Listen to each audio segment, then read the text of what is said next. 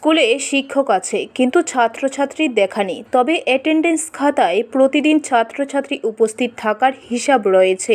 ঘটনা উদয়পুর পশ্চিম খিলপাড়া অঙ্গনওয়াড়ি সেন্টারে দিদিমণি আন্না বেগম সেন্টারে আসে না।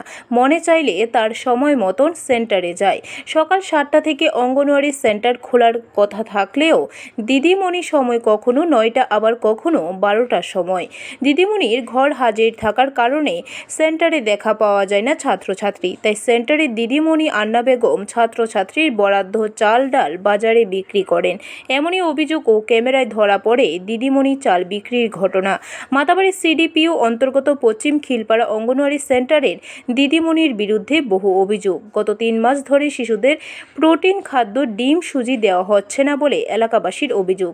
শনিবার সংবাদ মাধ্যমের প্রতিনিধিরা সকাল 7 ঘটিকা থেকে 9 ঘটিকা পর্যন্ত সেন্টারে দিদিমণির উপস্থিতি না দেখতে পেয়ে সেন্টারে হেল্পারের মাধ্যমে ফোন করে খবর দিলে তিনি সেন্টারে ছুটে যান।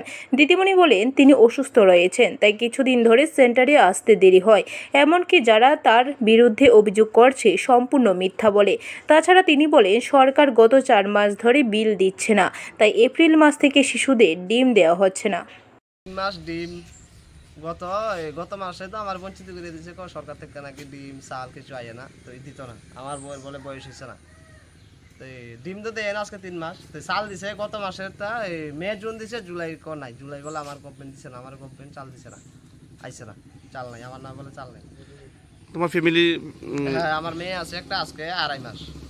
2.5 মাস হওয়ার পর থেকে ডিম একটা হয়েছে না এখনো। ডিম চাল কিছু দিতেছে না? চাল দিছে 2 মাস, গত মাসেরটা দিছে। সোয়াবিন জানি? সোয়াবিন দিছে, আর কিছু না। সোয়াবিন না, চাল দিছে শুধু 2 মাসের। সুজি না, আর কিছু দিছে না।